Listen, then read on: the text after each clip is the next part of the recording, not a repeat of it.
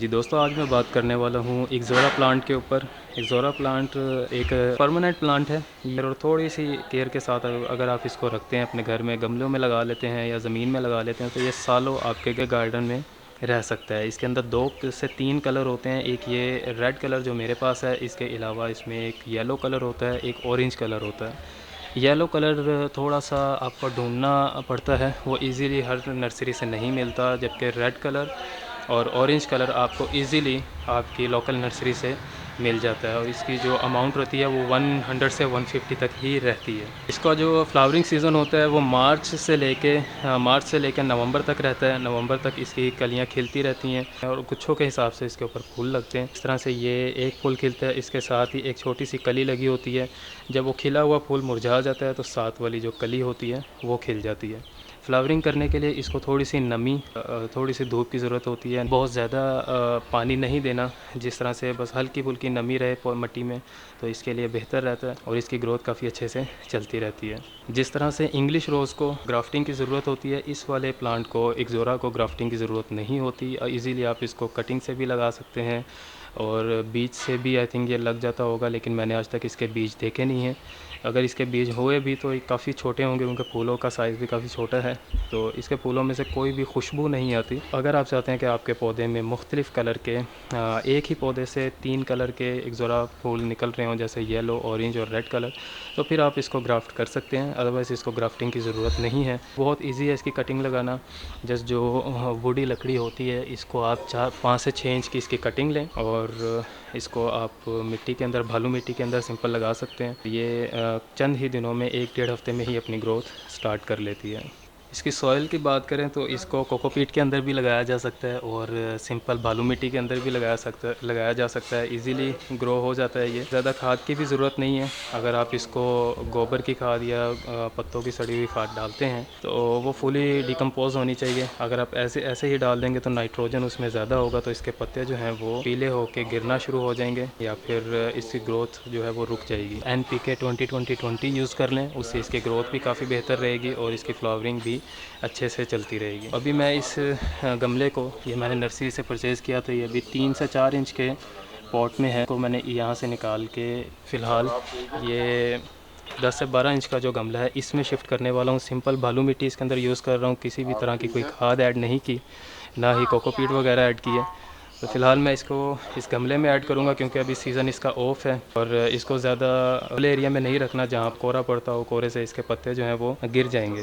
तो इसलिए मैं इसको गमले में लगा के और शेडी एरिया में रखूँगा। शेडी एरिया ऐसा एरिया जहाँ पर धूप तो आती हो लेकिन जो रात का कोहरा है वो ना पड़ता हो। तो अभी मैं ये गमले में शिफ्ट करता हूँ, फिर मैं इसको दिखाता हूँ आपको। अभी मैं इस प्लांट को दूसरे गमले में शिफ्ट करने वाला हूँ। आप ये देख रहे हैं 3 से 4 इंच के गमले में लगा हुआ, और इस प्लांट की जो हाइट है वो तकरीबन 4 से 5 फुट के करीब इसकी हाइट है। तो इसको मैं अभी शिफ्ट करने वाला हूँ दूसरे गमले में, जिसकी जो तकरीबन 12 इंच का पॉट है। गाची निकालने के लिए पौधों के हम सेंटर से इसको, ये 2 उंगलियों के दरमियान में इसको हम ऐसे रखेंगे और गमले को किसी भी चीज़ के साथ इस तरह 2 से 3 बार ऐसे ज़मीन के साथ इसको करेंगे तो ये गाची फुल इसकी बाहर आ जाएगी आराम से। अभी आप देख रहे हैं इसका काफ़ी रूट बाउंड हो चुकी थी, काफ़ी सारी रूट्स इसकी बड़े अच्छे से डेवलप हो रही थी, रूट बाउंडिंग भी हो रही थी इसकी। अगर मैं इसको इसी गमले में रहने देता तो इसी कुछ टाइम में ग्रोथ बिल्कुल रुक जानी थी। तो अभी कुछ रूट्स इसकी हम लूज़ कर देंगे। इस तरह लूज़ करने से पौधा डैमेज नहीं होगा। और इसको अब दूसरे गमले में मैं ऐसे ही गाची इसकी शिफ्ट कर देता हूँ।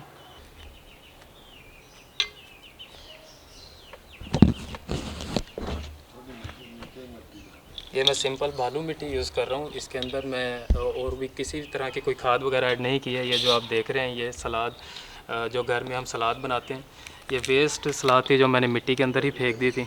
ये इसी तरह डिकम्पोज़ हो जाएगी, लेकिन फ़िलहाल मैं ये इसके अंदर ऐड नहीं कर रहा। फंगस लगने का भी इसमें ख़तरा रहता है क्योंकि अभी सर्दी चल रही है, पानी की वजह से इसमें फंगस लग सकता है।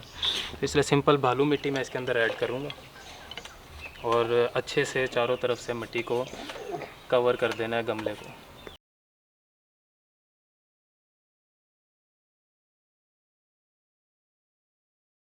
अभी मिट्टी के अंदर काफ़ी सारी एयर पॉकेट्स होंगी, तो जो पहला पानी हम इसको देंगे वो थोड़ा अच्छे तरीके से देंगे ताकि सारी जो एयर पॉकेट्स हैं वो निकल जाएं।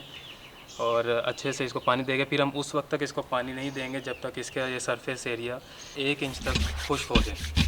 ये चचा दी बॉस बैठे हैं, इनकी ज़ेर निगरानी सारी काश्तकारी हो रही होती है। करते करते भूख लग गई। हाँ, गार्डन में साथ में आलू वाले पराठे भी चल रहे हैं। जी, एक्ज़ोरा प्लांट को मैंने एक 10 से 12 इंच के गमले के अंदर शिफ्ट कर दिया, लेकिन मैं अभी इसको ऊपर से कट नहीं करूँगा, इसको ऐसे ही रहने दूँगा क्योंकि अभी इसका सीज़न नहीं है कटिंग लगाने के लिए। कटिंग हम इसकी फरवरी या मार्च में, जनवरी में लगा सकते हैं। अभी इसकी कटिंग करके ज़ाया करने वाली बात होगी, इसलिए मैं इसको अभी कटिंग नहीं करूँगा। बस इसको शिफ्ट करने के बाद एक अच्छा सा पानी दे दूँगा ताकि इसके अंदर जितनी भी एयर पॉकेट्स हैं वो निकल जाएँ। और इस प्लांट को मैं एक ऐसी जगह पर रखूँगा जहाँ पर धूप आती हो सारा दिन की या आधे दिन की या 4 से 5 घंटे की मैक्सिमम, लेकिन जो रात को कोहरा पड़ता है वो ना पड़े उसे। अगर मैंने इसको ओपन एयर में रख दिया, कोहरा पड़ता रहा, तो इसके पत्ते जिस तरह से ये पीले होकर गिर रहे हैं इसी तरह गिरते रहेंगे। इसलिए मैं इसको एक ऐसी जगह पर रखूँगा जहाँ पर धूप आती होगी लेकिन कोहरा नहीं पड़ेगा इसके ऊपर। और इंशाल्लाह फरवरी में इसकी मैं कटिंग करूँगा गमले से 5 से 6 इंच के ऊपर रख के, या फिर 1 फुट से ऊपर मैं इसका सारा कट कर दूँगा। जितनी हम इसकी कटिंग करेंगे नई ब्रांचेज़ निकलेंगी और उन नई ब्रांच में इस तरह से गुच्छों की सूरत में फूल लगेंगे। और जो रेड कलर के इस तरह से गुच्छों की सूरत में फूल लगते हैं वो बहुत खूबसूरत लगते हैं आपके गार्डन में। इससे खुशबू तो नहीं आती लेकिन इसकी खूबसूरती जो है वो गार्डन में 4 चाँद लगा देती है। अभी मैं फ़ोकस करके दिखाता हूँ कि इसकी जो खूबसूरती है वही हमारे गार्डन के लिए काफ़ी है।